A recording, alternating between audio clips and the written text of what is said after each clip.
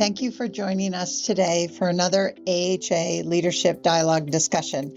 It's great to be with you. I'm Joanne Conroy, CEO and President of Dartmouth Health and the current chair of the American Hospital Association Board of Trustees. I'm looking forward to our conversation today with my colleague, Amy Perry, President and CEO of Banner Health, that's headquartered in Phoenix, Arizona. Amy has a passion for innovation and research and has embraced Banner's mission of making healthcare easier so life can be better. Her career has been spent championing a people-first approach to healthcare, and as you'll hear, that approach extends to innovation and research that will make care better. Banner is a not-for-profit health system with 33 hospitals, including academic medical centers that provide access and healthcare services to over 6 states. And it is so well suited to advancing innovation and research that improves the lives of patients, families, and the communities that it serves. But before we dive into the conversation about the important role that hospitals play in innovation and research, I'd like Amy to share a little bit about herself and her journey to Banner. Our paths kind of glanced off each other as we actually worked at the same health system, but probably separated by 6 or 7 years in northern New Jersey. But it really will help our viewers understand how you became such an advocate for innovation and research to improve patient care. Amy? Thank you so much, Joanne. Yes, these are treacherous journeys for career people like us, and especially in healthcare. This is not an easy industry to navigate many times, and so my journey started in Miami Beach at Mount Sinai, where I spent 20 years really getting to know healthcare and getting to know my true love for healthcare. Everything about it, the complexity, the mission, the reasons, the purpose, I just found it's really my happy place where I feel like what we do matters and that we can make a meaningful impact. So I worked there for a very long time while my kids were growing up because, as many working moms know, it's very hard to displace high school children. So I had a little window in between the middle one and my baby, and in that time frame, I moved to Maryland, where I started my next phase of my career, and was able to allow my baby to attend high school in one place as well in Maryland. So my career track is sort of mirrors my children's educational process. But it's just been great. In Maryland, I learned a lot about population health. And it's a global payment system, so really unusual in that it's 100% risk for all the care you provide.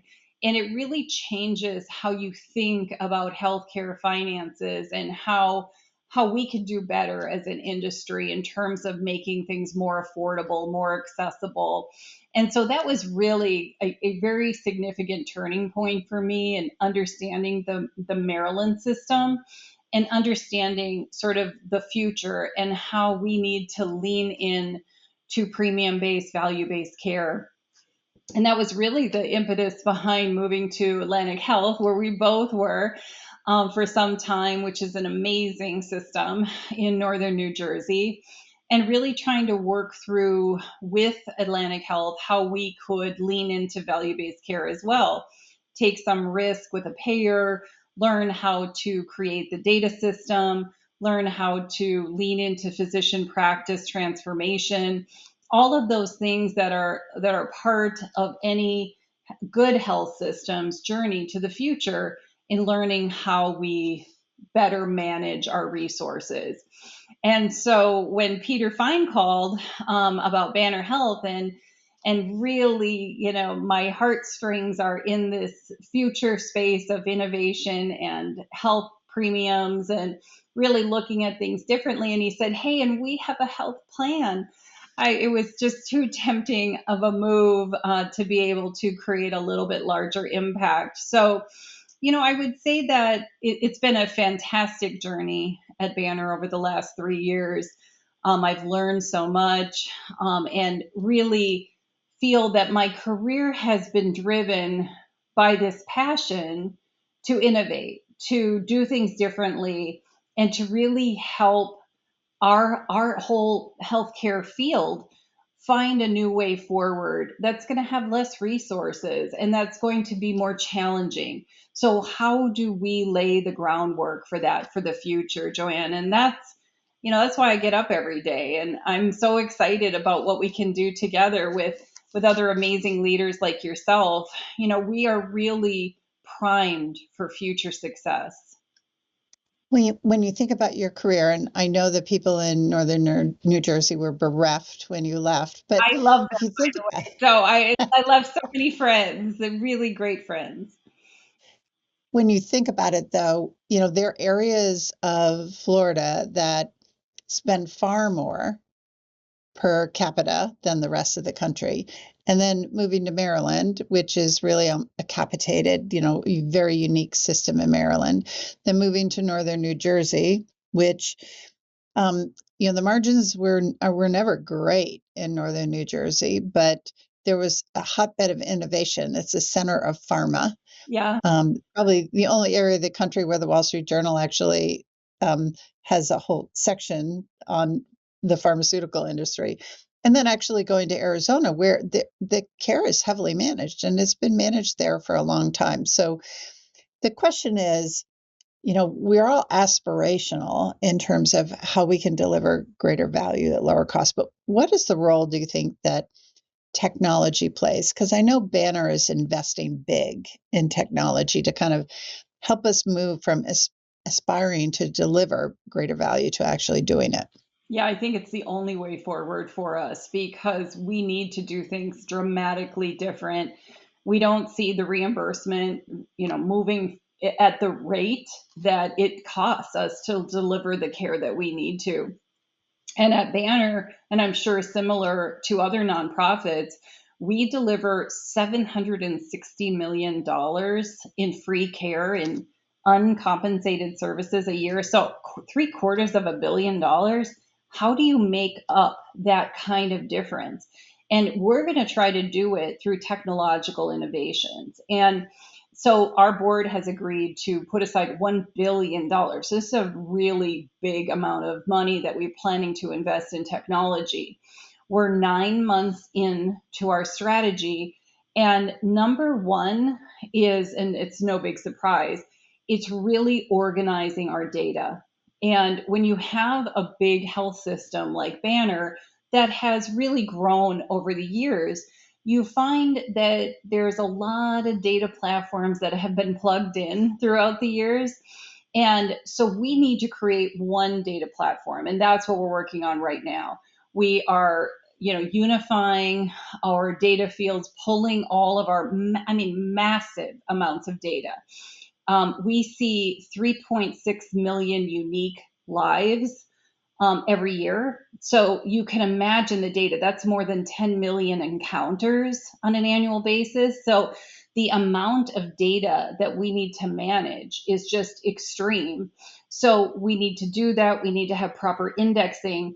And with that platform, with that foundation, we believe we're going to be able to do all of the wonderful things that we hope we're going to be able to do with AI, ambient listening, making it easier for our caregivers, letting our caregivers really work at the top of their license. So our technology plan is not only exciting, I think it's mandatory for our future sustainability, not just at Banner, but everywhere, because we're going to need to learn to work with less. When you think about data and using data to make the right clinical decisions, and then all the AI, generative AI, ambient listening, all the chat bots, things that you almost say replace vacancies with technology. How do you marry the two, and how would you describe that patient experience once you get that marriage of the data as well as the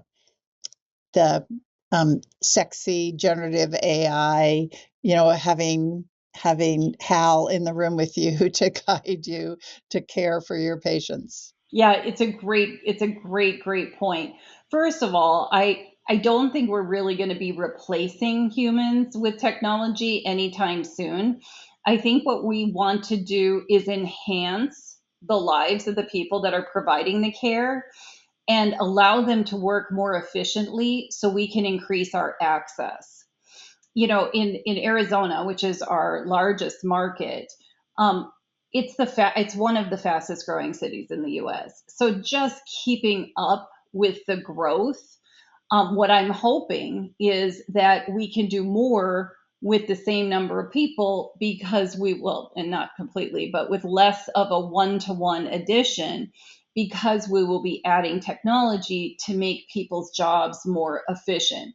I love ambient listening. I love the idea of caregivers being able to go into a patient room and having a one-on-one, eyeball to eyeball conversation that gets automatically absorbed into the chart, helps build and document and do all the tedious work that keeps our caregivers from being able to have that pure relationship with their patient that really gives them the joy that they came into medicine to have.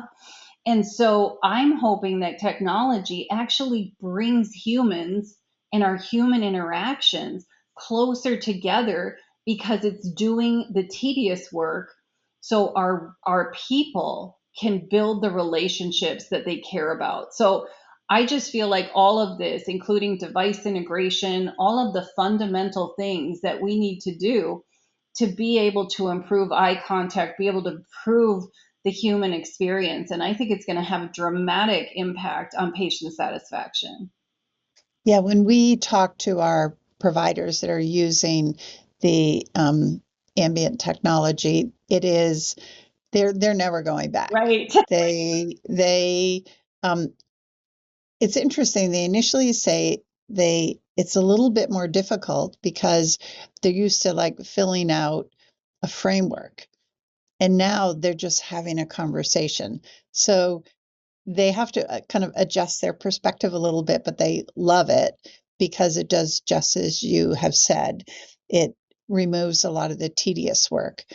Um, but there is tedious work that I think we're hoping that AI will do for us, outside of the patient visit. And that is not only in back office billing, where we've actually had AI in revenue cycle for years, but probably in writing codes. So all of our platforms will talk to each other, as well as actually getting patients to the right place, minimizing the number of calls that they have to make or people they have to talk to. Is there a downside to all the technology, though? Is there something that we should be concerned about, and or is Banner concerned about? Yeah, Um, oh, absolutely. I think that the number one concern that we have is quality assurance. And so pretty much all of the AI that we've implemented, in fact, all of it has what we call humans in the loop. So we don't have any autonomous AI because we just are not confident with the data sources to make sure data in, data out. So everything we do now does have a quality assurance review, a human review, a make sure that we don't get too confident at this stage in the development that the technology is going to be right 100% of the time. So what we're really hoping is that it just elevates each of our abilities, whether it's in a business function or in a clinical function, but doesn't completely replace it. So that's where we're focused. yeah.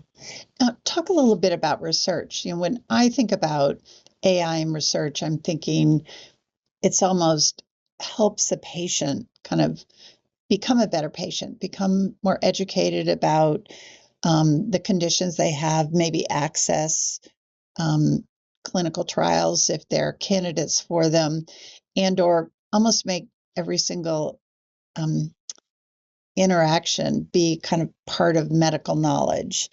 Uh, but that's probably maybe overly simplistic. As you look um, at really data and AI in research at Banner, what are your hopes for what that can do for you?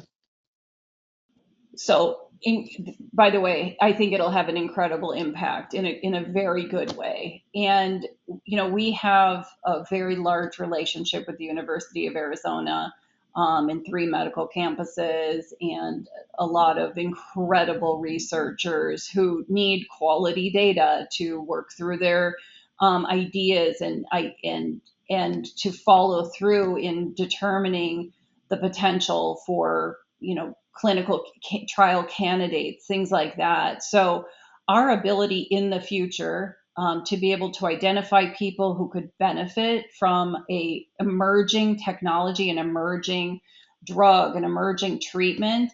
I mean, I think we're going to be able to be so much more proactive because of the ability to have a computer scan all the data, find people that would be candidates for solutions that may not have existed when they were first diagnosed. So I think that again, it all goes back to data, which is why that's the core of our technology plan, in making sure that we're creating availability and access. Again, so much of this is access to the trials that we currently have open, which is hundreds of trials through our relationships and through our amazing principal investigators here. And I'm sure you see the same thing, working at an academic health system like you do.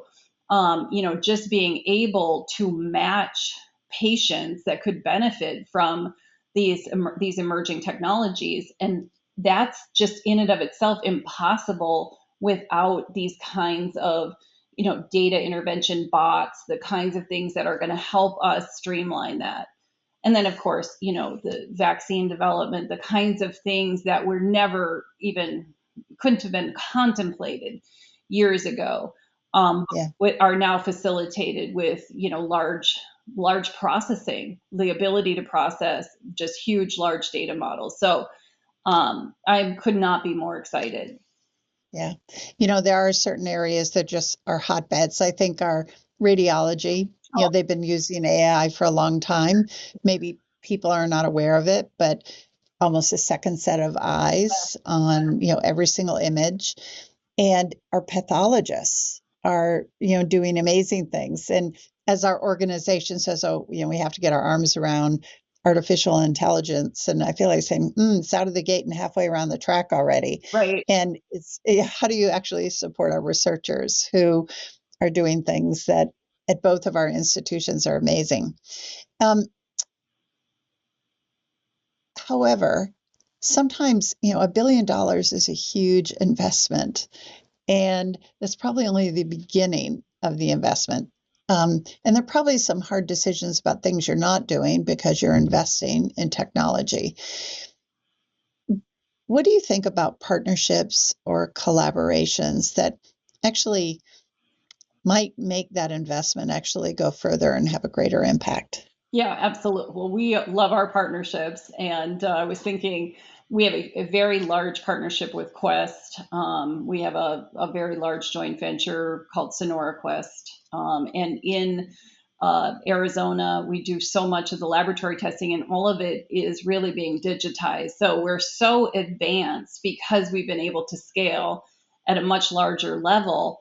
And when you can scale, you're able to innovate at a whole different level. So partnerships can allow health systems of all sizes, I think, advance to a higher level than they may have been able to do on their own. So we're going to continue to look for partnerships where it helps us, whether it's digitizing slides or working through. Of course, we also use Rad AI and other things that help our physicians do their jobs faster.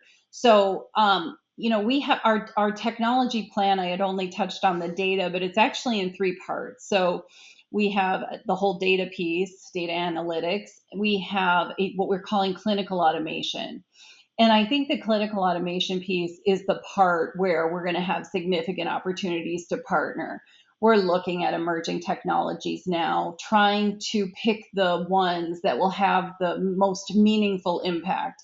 And to your point, we're not going to be able to chase every shiny object, and there are so many. And I'm sure you see it too. I mean, every day I probably get 10 new companies with 10 different ideas.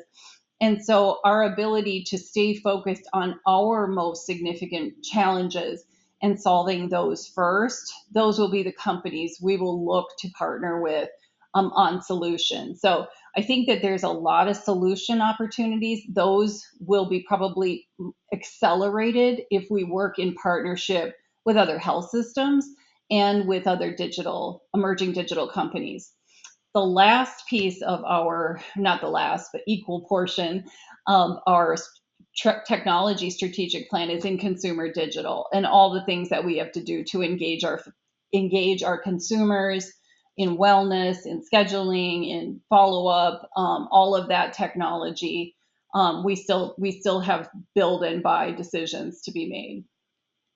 So that was going to be my last question. So you have college age kids or maybe young adult children, and interfacing with the healthcare system. Have you observed that their expectations are different than maybe your parents' expectations? I'm sure, yes. I mean, I have 3 adult children, and they really range in how they approach healthcare. Mostly, I think with my oldest child, they approach healthcare like urgent care as a primary care physician. You don't really, until you're sick, you're just dealing with, or until you have a medical issue, you're dealing with the kinds of day-to-day issues. And so I think that the sort of lifetime relationship with a physician is not an expectation of my kids. It is, an office, a practice. I think that my kids are used to team care, which thank goodness, because that's the best way that we've been able to extend access in our communities. It's not hopefully it's a doctor for a certain amount of time, but it's not like doctors rarely stay in the same office for 20 years like they may have in the past. So you build a relationship with the office and the APPs, or the advanced practice providers, and all of the people surrounding that practice to create that relationship. So I don't know, what do you think? I think that the relationships have changed between our kids and the providers or the physicians. Yeah. No, I agree. I think they really focus on episodic care. They're far more comfortable with virtual care. Oh yeah. And actually expect to receive virtual care. And if you say, well, we want you to drive 20 minutes and park and go into an office, they're like, no. Yeah, And I'm like, no, they, you're absolutely right. and they want to make their appointments when it's convenient for them, which might be at 10 or 11 o'clock at night. They don't want to have to wait until the office is open. So they want self-scheduling.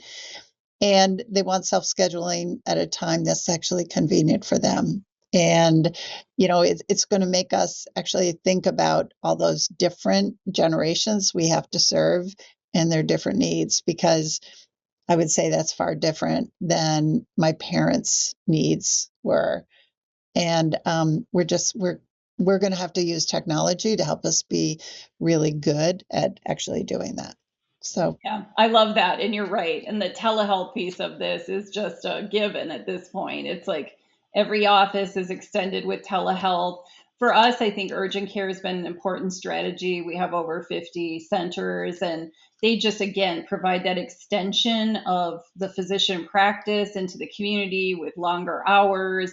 And then because we're an integrated health system, that communication between urgent care and the physician practice, if there's a home practice, is fairly seamless and does help us meet those convenience needs, those new levels of expectation that our kids have.